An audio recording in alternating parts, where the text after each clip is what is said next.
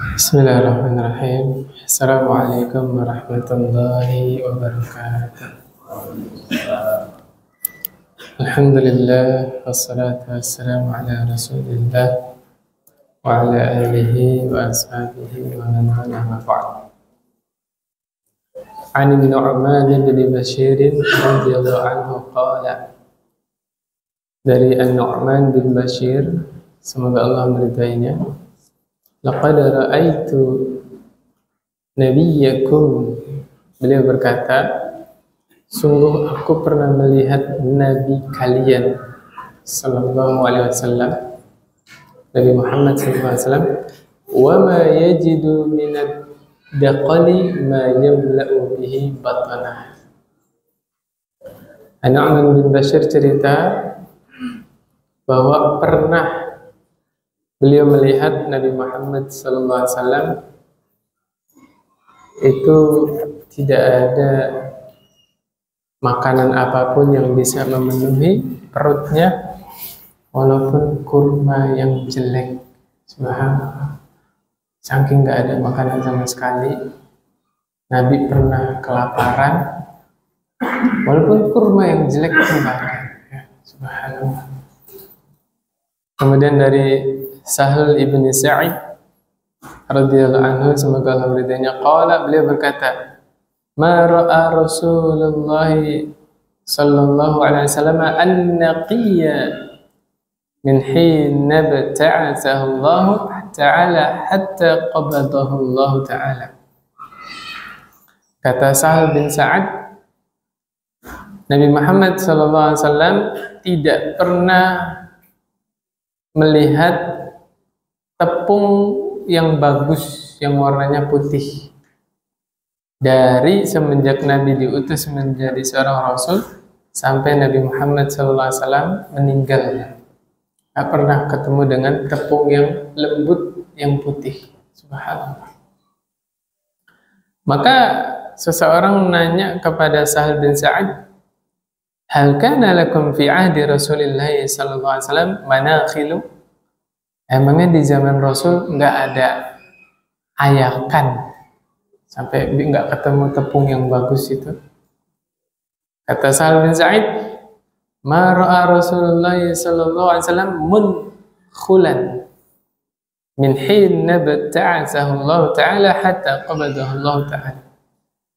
Dari Nabi diutus sampai Nabi meninggal sallallahu alaihi wasallam, Nabi tidak pernah melihat ayakan buat ngayak tepung biar halus tepungnya. Terus orang tadi nanya lagi, kaifa kuntum ta'kuluna asy-sya'ira ghaira mankhul? Bagaimana kalian makan gandum yang enggak diayak itu? Kata Sa'ad bin Sa'id, kunna nathanuhu, kami menumbuknya, wa nanfukhuhu, kemudian kami meniupnya. Bapak pernah ngelihat orang tua kita ngayak beras? Kalau ngayak itu ditiup ya, biar apa? Ya, yang sisa-sisa gabahnya itu terbang gitu kan. Makanya kata Sahal bin Sa'id, fayatiru ma tara, yang terbang-terbang, wa ma baqiya sarraina, yang tertinggal itu, yang enggak terbang, kita bikin adonan. Ya, Masya Allah. Ya, Bapak hidup di zaman yang makanan itu mewah-mewah. Roti ada yang harganya 400.000, ada, subhanallah. Ini Nabi makan roti yang ya kualitasnya nggak bagus, subhanallah. Ada yang pernah mondok di sini? Kita tuh dulu mondok, datang roti retrun, tahu roti retrun Pak? Roti udah expired, jadi ditaruh di parung tuh, sisa nggak laku, udah expired, nggak mungkin dijual ke konsumen.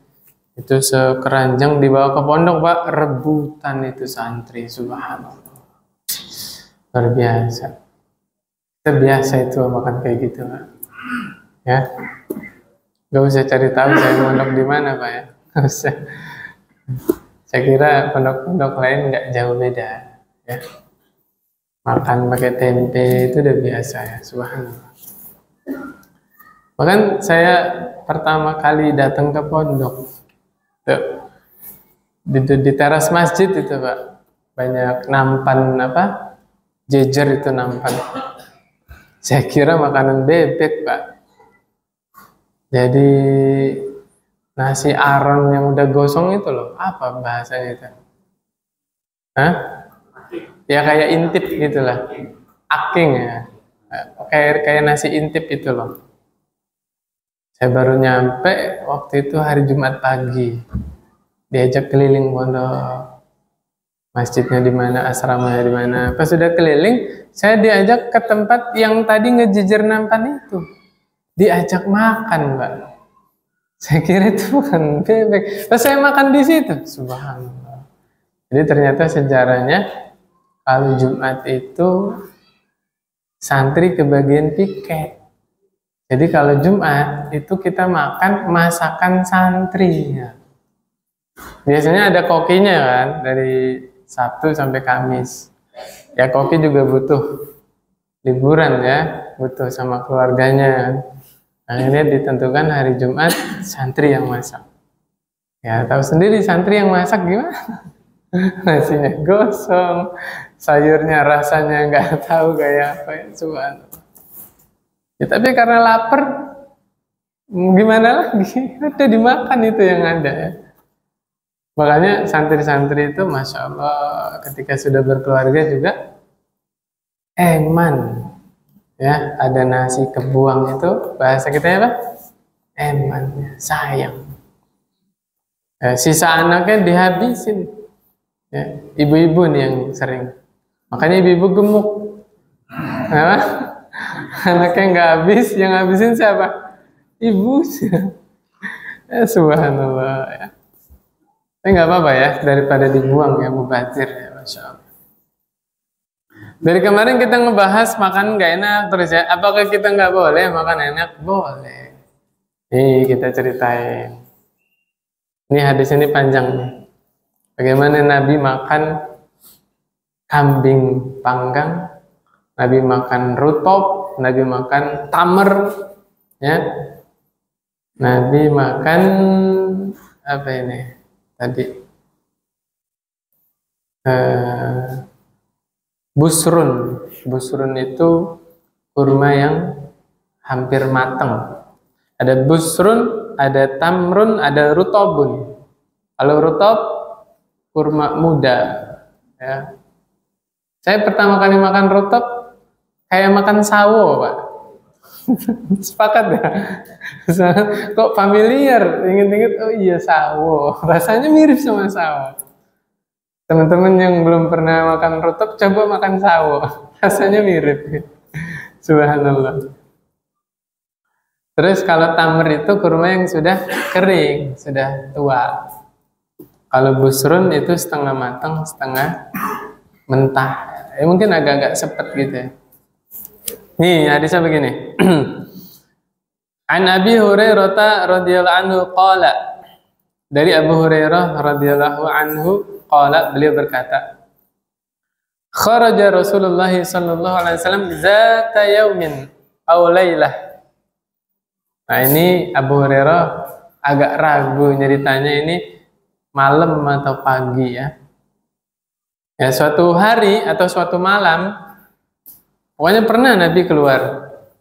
Fa idza huwa bi Abi Bakrin wa Umar. Keluarnya ketemu siapa? Ya, Nabi keluar, tiba-tiba ketemu Abu Bakar lagi berdua sama Umar, sama keluar juga. Maka Nabi nanya kepada Abu Bakar sama Umar, ma akhrajakuma min buyutikuma hadhihi sa'ah. Wahai Abu Bakar, wahai Umar, apa yang menyebabkan kalian berdua keluar pada waktu ini? Qala, lanya panjang, Mbak. Mereka berdua berkata. Kalau lanya pendek, qala, dia berkata, satu orang. Tapi kalau la-nya dipanjangin, qala, dia tapi berdua ya. Mereka berdua berkata, al-ju' ya Rasulullah. Apa yang menyebabkan keluar? Lapar. Di Abu Bakar dan Umar itu keluar rumah gara-gara apa? Lapar. Sama kayak kita Pak ya. Kalau lapar keluar. Bedanya kalau kita udah ada yang dituju, ke warung mana, bawa duit. Abu Bakar Umar bingung Pak. Dulu zaman Abu Bakar belum ada angkringan, belum ada. Nasi Padang juga belum ada. Subhanallah. Warteg juga belum ada. Kata Rasulullah SAW, wa ana walladhi nafsi biyadihi la akhrajani alladhi akhrajakuma kuma. Kata Nabi SAW, saya juga sama. Demi zat yang jiwaku ada di tangannya. Ini apa ini maksudnya? Demi Allah. Ya, jiwa kita itu ada di tangan Allah Subhanahu wa taala. Masih ingat enggak? Az-Zumar ayat berapa itu? Ayat 42 kalau nggak salah ya. Saya cek Pak ya. Yang ayat itu loh, kalau kita tidur, jiwa kita ada di genggam sama Allah. Iya, ayat 42. Apa kata Allah? Allahu yatawaffal anfusa hina mautiha wallati lam tamut fi manamiha. Allah yang menggenggam jiwa seseorang yang mati dan orang yang lagi tidur. Orang ini tidur Pak, nggak mati. Itu ruhnya dipegang sama Allah. Siapa yang bilang? Allah Pak. Kaifiahnya nggak tahu. Kita nggak tahu bagaimana caranya. Padahal orang yang tidur masih hidup kan? Masih bernafas, masih berdetak jantungnya kan? Darahnya mengalir. Tapi Allah yang bilang. Orang yang tidur itu rohnya digenggam oleh Allah. Bagaimananya nggak tahu. Fayumsikul lati qada 'alaihal maut.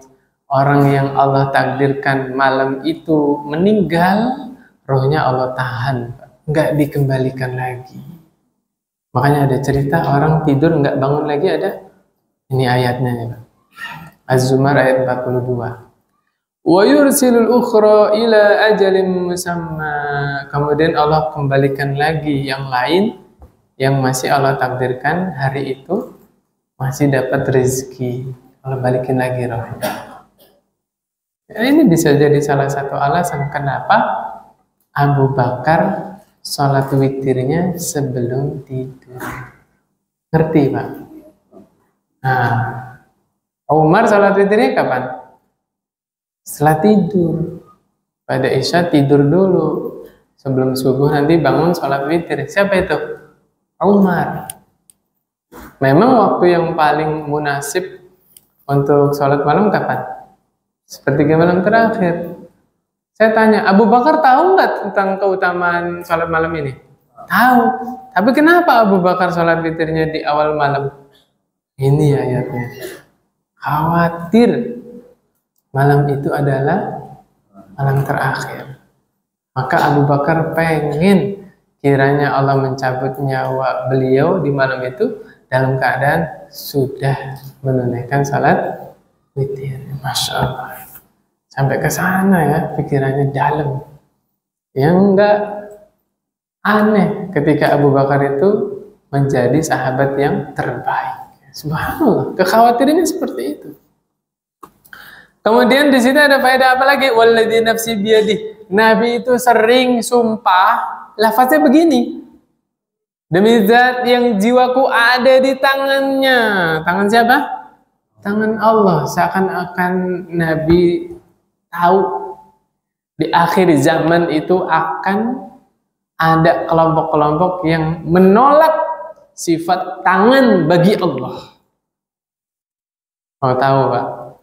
Nanti Bapak di rumah atau sekarang boleh buka surah Al-Mulk ayat 1. Di situ nanti ada yang menerjemahkan dan saya buka dulu. Kan lafaznya gimana Pak?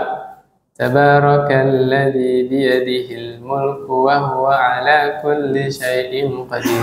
Maha suci Allah yang menguasai. Tuh. Di situ terjemahnya apa? Maha suci Allah yang menguasai segala kerajaan. Tangan ditakwil, artinya jadi menguasai. Padahal artinya yang benar, Maha suci Allah yang di tangannya lah seluruh kerajaan. Nah, ini penerjemahnya ketika menerjemahkan tangan dengan penerjemahan apa? Menguasai, dia menolak bahwa Allah punya tangan. Dia khawatir kalau menetapkan sifat tangan bagi Allah, khawatir menyerupakan Allah dengan makhluk. Ngerti sampai sini, Pak? Ini nanti bab asma wa sifat ya, pembahasan tentang takwil, tentang ta'til. Ta'til itu dia menolak sifat Allah, padahal Allah menetapkan. Di banyak ayat Allah bilang Allah itu punya tangan. Bahkan orang Yahudi bilang apa? Yadullahi maghlulah, tangan Allah itu terbelenggu. Allah balas tuduhan Yahudi kata apa? Bal yadahu mabsutatan. Bahkan kedua tangan Allah terbentang sampai Allah pastikan tangan Allah ada dua. Ngerti maksudnya, Pak? Yang selamat gimana? Kita menetapkan sifat yang Allah tetapkan. Allah yang bilang. Tapi jangan dibayangkan bagaimana, jangan disamakan dengan makhluk. Kita meyakini Allah punya tangan. Tangan Allah ada dua, tapi tangan Allah berbeda dengan tangan makhluk. Maha sempurna. Laisa kamitslihi syai' wa huwas samiul basir. Kalau nggak salah Asy-Syura saya lupa.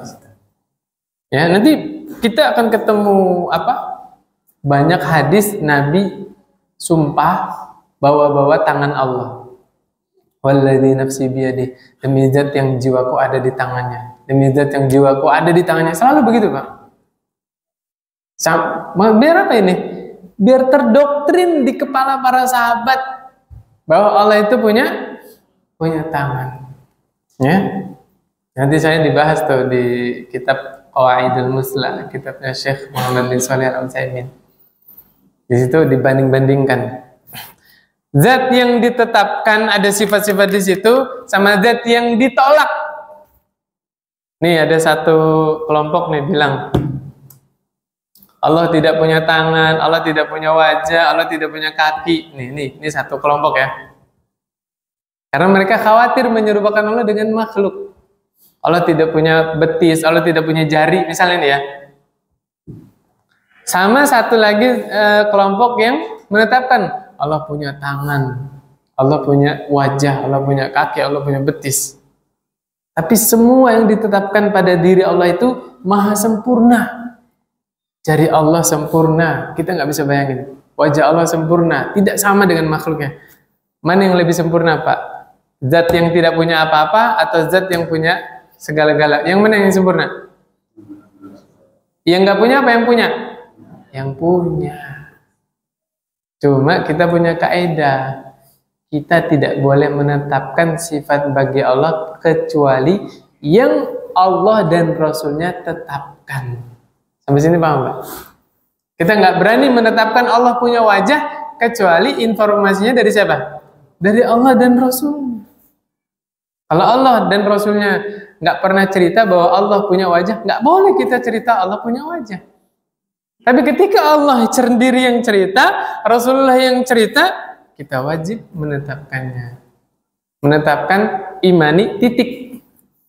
Jangan nanya bagaimananya. Jangan diserupakan dengan makhluk. Ya. Itu bahasan asma wa sifat nanti ya. Kayaknya di sini udah dibahas ya. Lagi ngebahas akidah wasitnya udah selesai. Udah belum? Masih lanjut? Masya Allah. Ah itu bagus itu pembahasannya. Nanti ada kitab akidah wasitiyah ya. Kalau yang lebih spesifik tentang asma wa sifat, saya anjurkan kitabnya Syekh Muhammad bin Shalih Al-Utsaimin. Kitabnya judulnya Qawaidul Musla. Sudah ada terjemahannya. Kalau mau dibaca. Nah, kalau kita itu jadi muqarrar itu kelas 2 di pondok itu jadi kurikulum. Kelas 1-nya akidah wasitiyah, Kelas 2-nya Qawaidul Muslah, kelas 3-nya Takribut Tadmuriyah. Asing, Mbak? Asing nama kita. Emang itu kurikulum di pondok gitu ya. Takribut Tadmuriyah. Itu tauhid asma wa sifat. Kalau tauhid uluhiyah, kelas 1-nya Ushulus Salasah, kelas 2-nya Kitabut Tauhid, kelas 3-nya Kasyfus Subhat. Nah, itu Kasyfus Subhat isinya bantah subhat-subhat itu, ya. Sampai subhatnya orang yang tabaruk ke kuburan. Ini gara-gara materi ini, Pak. Kajian sunnah dilarang di mana-mana. Ya, tabaruk dengan kuburan orang soleh. Ini gara-gara materi ini kajian sunnah dilarang di mana-mana. Ya mereka bilang boleh tabaruk dengan kuburan orang soleh. Kita bilang syirik, Pak. Tawasul dengan kuburan orang soleh. Ya di surah Az-Zumar ayat 3. Gimana tuh? Satunya bilang boleh, satunya bilang syirik. Bertentangan tidak? Nah, ini gara-gara itu ya. Subhanallah. Ini bukan waktunya kita membahas ya. Insya Allah nanti lain waktu kalau ada kita bahas. Kembali ke sini, Nabi bersumpah, demi Allah, saya juga keluar karena apa? Lapar. Ayo berdiri. Abu Bakar sama Umar suruh berdiri. Faqama ma'ahu. Nabi, Abu Bakar, Umar berdiri bareng-bareng. Fa'ata rajulan minal ansar. Kemudian bertiga nih bertamu ke rumahnya sahabat Ansar. Masya Allah. Berarti ini salah satu ini, Pak, qarinah. Kalau ada yang bertamu ke rumah Bapak, jangan-jangan dia lagi lapar, Pak. Nah, ya kita yang punya tuan rumah nih, tuan rumahnya, ya apalah yang ada, bismillah disuguhin. Gitu, Pak ya. Tapi orang Indonesia biasanya jaim, Pak. Udah nggak usah repot-repot, air putih aja. Bapak jangan polos, dibilang air putih aja, air putih beneran disuguhin. Jangan polos. Apa tak apa yang enak, Pak ya. Disuguhin, bismillah. Kitanya polos lagi. Ya mintanya air putih, ya udah air putih. Malu, Pak, biasanya, apalagi orang Jawa itu. Ya, saya ngerti betul. Ya, ada ininya lah, gengsinya gitu ya, Masya Allah. Fa'iza huwa laysa fi baitih. Bertamu ke rumahnya sahabat Ansar, ternyata yang punya rumah lagi nggak di rumah. Suaminya ini loh, lagi nggak di rumah. Adanya siapa? Istrinya. Falamma ra'athul mar'atu qalat, istrinya ngelihat yang datang, Masya Allah, siapa? Nabi, Abu Bakar, Umar. Ini tamu kehormatan tiga-tiganya ini. Ya. Tiga orang paling utama di dalam Islam, ya kan? Marhaban wa ahlan, kata istrinya. Selamat datang, Masya Allah. Marhaban, ya. Marhaban itu artinya selamat datang. Ya. Ahlan, ahlan, ahlan juga sama ya. Selamat datang. Faqala laha Rasulullah SAW, aina fulan? Ditanya suaminya mana? Kata istrinya, zahaba yasta'dibu lanal ma. Suami saya lagi keluar, lagi cari air bersih. Nah, ini beda sama kita ya. Kalau kita keluar cari air kemana? Ke warung, Indomaret. Kamu beli airnya di Indomaret. Ke warung ya kan, bawa galon. Sahabat ini enggak, Pak. Cari sumber air di mana, sumur misalnya, sumurnya diendapin dulu. Ya, kadang-kadang sumur kan nggak semuanya bening ya, butek kan, diendapin dulu. Masya Allah, perjuangannya itu dulu cari air bersih itu kayak gitu. Ternyata nggak berapa lama datang Pak suaminya. Izja al ansar, fanadzara ila Rasulillah sallallahu alaihi wasallam wa sahibaihi. Sahabat Ansar ini nggak disebut namanya nih Pak. Sahabat Ansar ini datang, seneng melihat rumahnya dikunjungi oleh Rasulullah SAW dan Abu Bakar dan Umar. Alhamdulillah, seneng tuh Pak. Coba kalau didatangin tamu, sedih apa seneng Pak? Sedih, lagi nggak ada apa-apa di rumah ya. Ya Allah, lagi nggak ada apa-apa malah ada tamu. Bener ya Pak? Ini masalah ini. Alhamdulillah tuh, Masya Allah ya. Kenapa? Kata Nabi sallallahu alaihi wasallam, "Mana qasad min malin shadaqatun." Tidak akan berkurang harta seseorang dengan sebab apa? Sedekah. Nah, ini yang main imannya ini, Pak, keyakinannya yang main. Nabi yang bilang, Pak. Mau percaya apa mau enggak? Nabi yang bilang, tidak akan berkurang harta seseorang dengan sebab apa? Sedekah. Nih, kita kuatkan iman kita ya. Nabi bilang apa tadi? Tidak akan berkurang harta seseorang dengan sebab apa? Sedekah. Nih, Allah bilang surah At-Taghabun ayat 17. Apa kata Allah?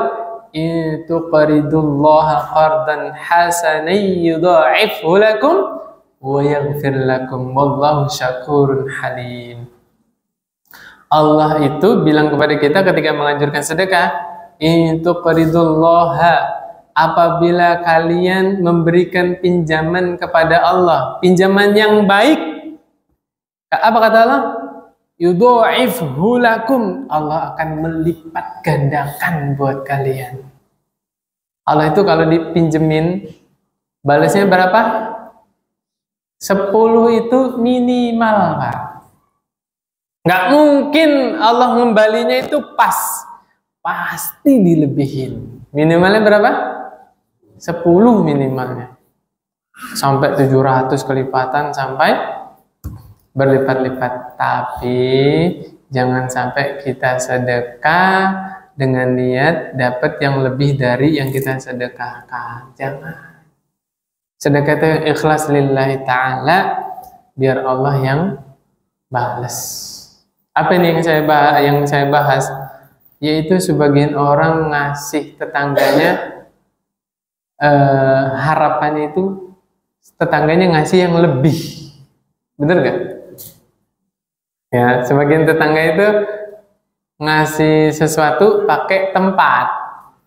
Tetangganya balikin tempatnya, nggak mungkin kosong dong. Mau taruh di mana muka ini? Ya taruh di sini, mas taruh di mana? Ya kan?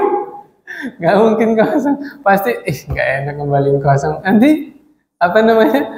Diisi sesuatu, bener nggak? Nih surah Al-Muddatsir, Pak. Ayat 6. Apa kata Allah? Wala tamnun tastaktir. Jangan engkau memberi dengan harapan engkau mendapatkan yang lebih banyak. Terus gimana niatnya? Lillahi ta'ala. Dah. Nanti Allah yang balas. Jadi kalau kita nggak mau ngerepotin tetangga kita, ngasih sesuatunya jangan pakai tempat yang dikembalikan. Niat kita baik nih, kita nggak niat minta dikembaliin pakai isi. Tapi kita ngasihnya pakai tempat yang harus dikembalikan, ya, apalagi Tupperware mahal ya, bener nggak? Mahalan tempatnya daripada isinya, bener ya? Kadang secara tidak sengaja malah membebani tetangga yang dikasih. Tetangga yang dikasihnya nggak enak, kembaliinnya kosong, bener nggak? Jadi kalau ngasih apa udah dibungkus apa tak apa, nggak usah dikembaliin ya. Apalagi yang kita kasih tetangganya di bawah kita, bener nggak Pak? Nggak enak ngerepotin. Oke, kata siapa ini? Sahabat Ansor yang disembunyikan identitasnya. Alhamdulillah ya, segala puji milik Allah. Ma'ahadun al-yawma akrama adyafan minni. Hari ini tidak ada seorang pun yang tamunya lebih mulia daripada tamu saya ini. Ini mutlak ini Pak. Ini kebenaran mutlak, nggak bisa diukur pakai apa-apa. Bukan relatif, mutlak. Yang orang yang terbaik di masa itu siapa? Nabi Muhammad SAW, kemudian Abu Bakar, kemudian Umar. Fantalaqa faja'ahum bi'izqin. Sahabat tadi langsung berpaling ke kebun, Pak. Dari mana tahu ke kebun? Balik lagi bi'izqin fihi. Di tangannya udah ada manggar. Tahu manggar, Pak? Hah? Kalau ini pisang tandan. Satu tandan pisang ya kan? Ini tandan kurma. Kurma tandan apa manggar? Hah? Ya itulah ya pokoknya. Mau tandan mau manggar pokoknya itu. Nah itu di tandan kan nggak semuanya sama kan? Ada yang udah mateng, ada yang setengah mateng, ada yang baru mateng ya kan? Kata Abu Hurairah ini, fihi busrun wa tamrun wa rutabun. Ada kurma yang setengah mateng, ada kurma yang sudah kering, sudah mateng, namanya tamr, ada rutab. Rutab itu kurmanya masih basah manis itu ya. Itu cocok kalau buka puasa ya, Masya Allah. Kadang-kadang sebagian orang keliru. Beli rutab di mana? Di Madinah ya, yang umroh nih. Kan biasanya kalau umroh diajak ke kebun kurma ya. Ya. Terus belinya apa rutab? Buat di rumah lah. Dia nggak prediksi kalau perjalanan dari Madinah sampai Indonesia berapa hari. Nyampe rumah jadi tamer lah. Mateng bener. Kan buah kan terus-terusan berkembang ya. Maka kalau mau rutab ya belinya yang masih keras di sananya, yang masih kuning, yang masih keras. Mudah-mudahan sampai Indonesia jadi rutab. Gitu Pak ya. Diulangi lagi umrohnya Pak. Umrohnya ulangi lagi. Beli rutab sampai Indonesia jadi apa? Jadi tamer ya, subhanallah. Ulangi lagi umrohnya Pak ya.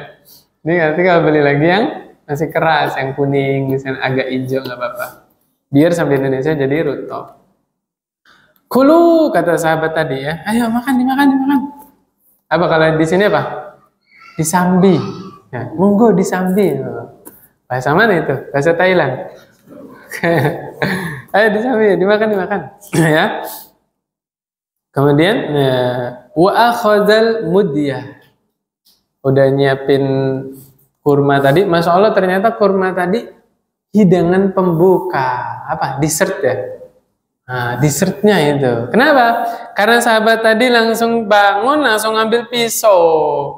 Wah, Nabi tahu ini ngambil pisau mau ngapain, Pak? Nyembelih kambing. Akhirnya Nabi pesen sama sahabat, iya kawal halub. Nah, bahasa kita ya. Mas, kalau mau nyembelih kambing, jangan yang sedang menyusui. Nah, kasihan anak-anaknya. Kalau lagi nyusui disembelih kan. Akhirnya sahabat tadi nyembelih yang jangan menyusui. Fadzabahalahum. Sembelih kambing.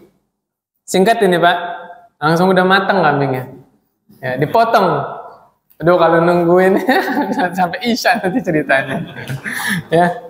Fa'akalu minasyati wa min zalikal izqi wa syaribu falamma an syabi'u wa rawu qala Rasulullah SAW li Abi Bakrin wa Umar. Ya, itu mereka semua makan apa tadi Pak? Nggak pakai nasi nih Pak, nggak diceritain nasinya ada nggak? Ya, makanya kambing bakar, rutab, tamer, waduh, mewah nggak Pak? Bapak kalau bertamu ke tetangganya begitu, disiapinnya itu Pak, kambing guling, rutab, tamer, mewah nggak itu? Mewah.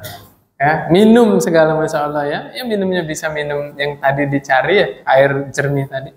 Sampai kenyang Pak. Wasya'an syabi'u, sampai kenyang itu semuanya. Boleh nggak makan sampai kenyang?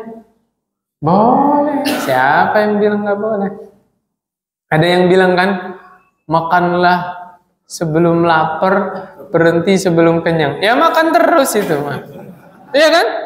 Sebelum lapar makan, berhentinya sebelum kenyang. Ya makan terus nanti. Wes belum lapar nih makan. Sejam kemudian belum lapar makan. Kata siapa? Iya pas lagi lapar makan. Berhentinya kapan? Ya udah kenyang berhenti. Memang betul ada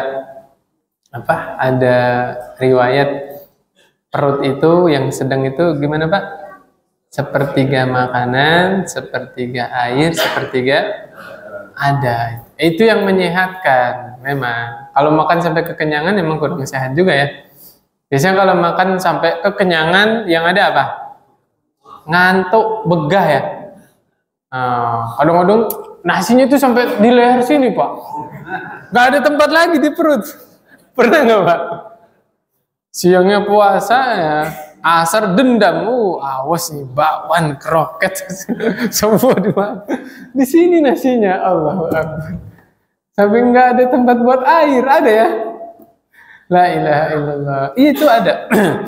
Itu dalil saya itu. Waktu makan bareng di matam sama-sama santri, teman saya negur. Jadi saya berhenti duluan. Belum habis nih dedampan. Akhi, la tubazirnya. Akhi, jangan mubazir. Negur, saya suruh makan lagi. Saya udah nggak mau makan, udah ya udah, maksud saya mah biar bisa melek, biar bisa belajar gitu, jangan kekenyangan. Makanya kalau kekenyangan ngantuk kan. Saya bantah dengan dalil itu. Akhi, sulusul ta'am, sulusul ma, sulusul hawa ya. Setengah, sepertiga makanan, sepertiga air, sepertiga udah diem, dia nggak bisa bantah. Saya dibilang jangan mubazir, dibilang saya bantah lagi sepertiga, akhi. Nggak bisa jawab lagi, dia udah biarin saya pergi. Makanannya dilanjutin sama yang lain ya. Masya Allah. Nah, ini kadang-kadang berarti yang tengah-tengah, kalau kita mau makan sedikit, ya jangan ngambil banyak-banyak. Iya nggak Pak? Kalau segelas ini nggak habis, ya ngambilnya jangan penuh ya, setengah aja. Biar apa? Biar tidak mubazir. Saya tanya Pak, nih ini ada aqua gelas nih, ya. Gunung.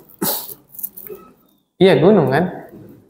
Unik ini Pak, dibaca dari belakang gunung, dibaca dari depan gunung. Nyadarin nggak?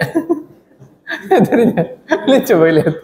Masya Allah ya, keren yang bikin mereknya ini. Bapak kalau nyoblos ini ya, air mineral ini disisain setengah di masjid. Terus Bapak pulang. Saya tanya, ada yang mau nerusin air Bapak? Gak ada. Mubazir nggak? Mubazir. Makanya tanggung jawab. Kalau sudah memulai, tanggung jawab sampai akhir. Bapak sudah, saya terima nikahnya, tanggung jawab sampai hadapan Allah. Iya nggak? Iya. Akhirnya sampai di hadapan Allah. Jangan berhenti di tengah jalan. Ya. Belum tentu ada yang mau ngelanjutin kan? Air tadi, Pak.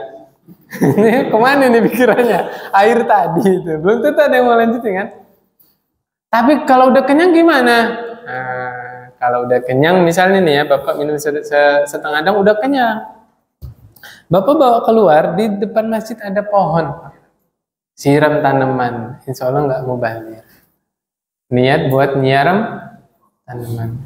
Ingat gak cerita saya, Ustaz Yazid bin Abdul Qadir Jawaz, rahimahullah, masya Allah. Jadi di rumahnya ada tamu, bukan di rumahnya, di pondok pesantren. Ada tamu itu, donatur Pak.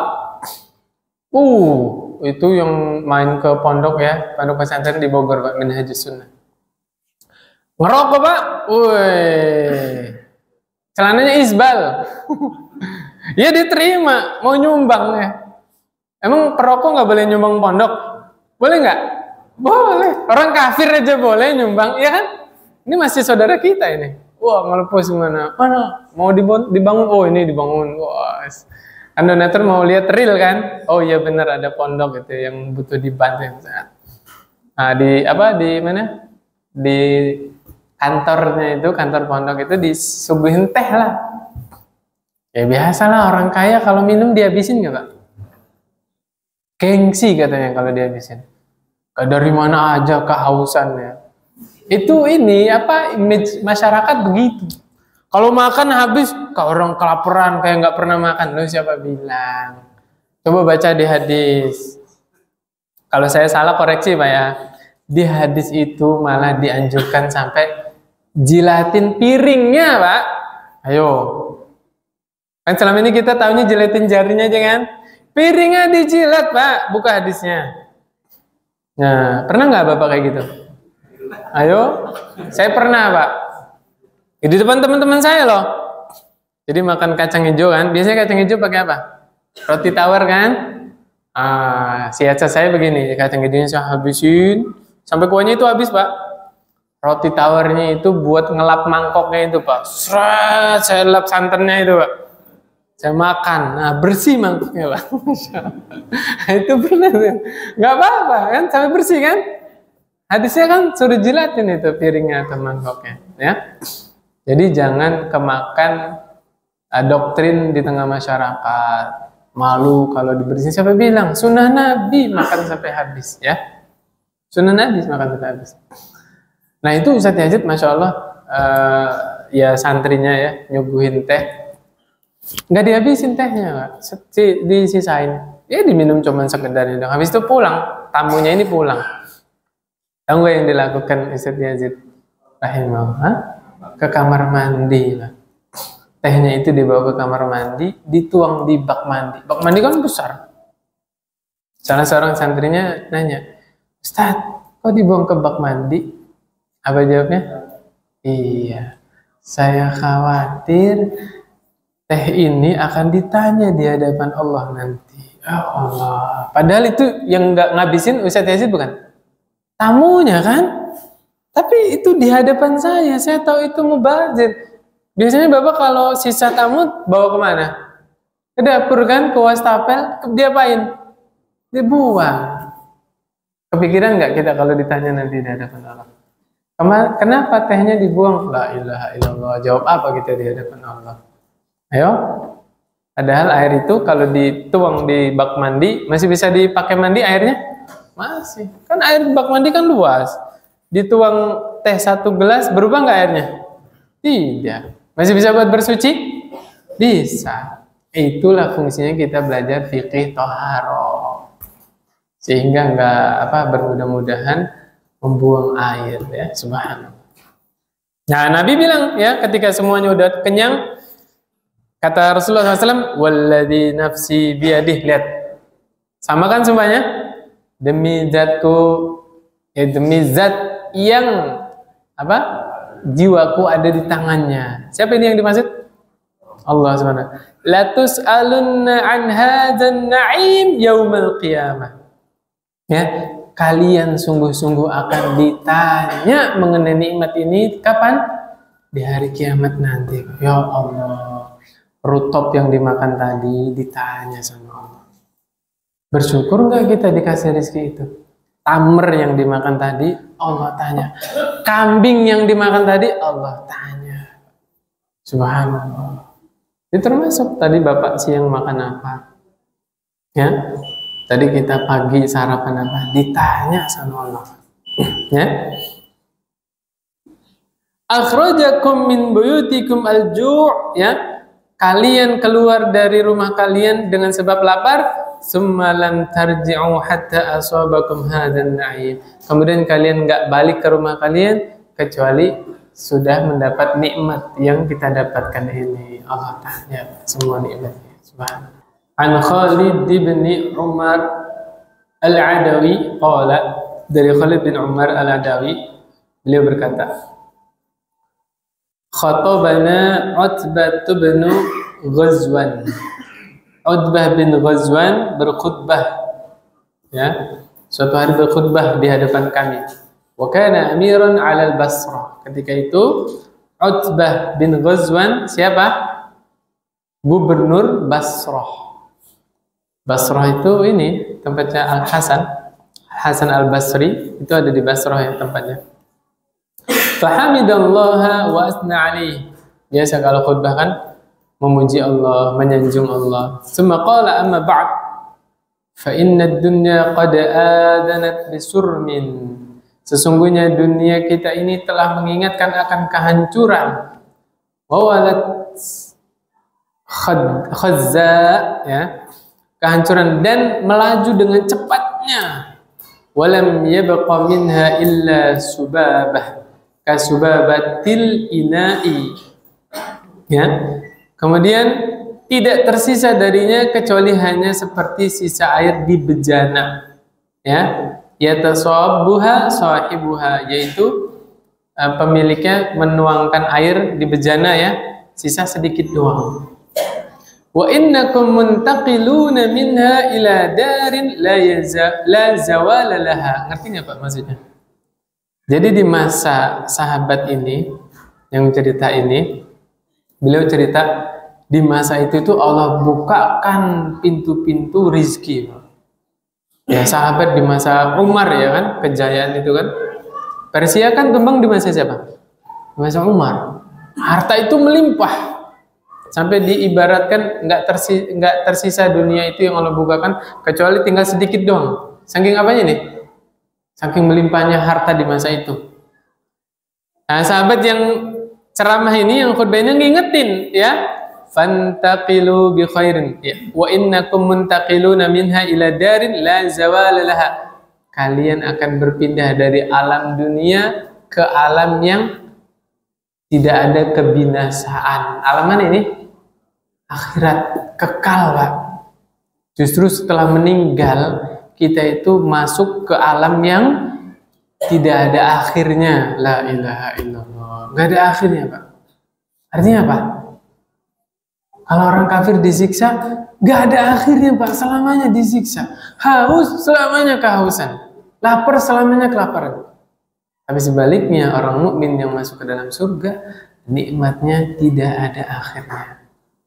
Illal ladzina amanu wa 'amilus shalihati lahum ajrun ghairu mamnun. Apa artinya Pak? Apa artinya Pak? Kalau saya terjemahin ke bahasa Thailand ngerti Pak? Tambah nggak ngerti dari Arab ke Thailand. Kecuali orang-orang yang beriman dan beramal soleh, lahum bagi mereka ajrun apa? Balasan, ya, pahala, kebaikan, ghairu mamnun yang tidak ada putusnya. Nikmatnya nggak ada putusnya. Di mana itu? Di surga. Kalau di dunia ada putusnya? Ada. Kalau kita tinggal di dunia, kadang nikmat, kadang sengsara, ya wajar namanya di dunia ya. Bisnis kadang untung, kadang buntung, ya wajar namanya juga di dunia. Yang untung terus, bahagia terus di mana? Di akhirat.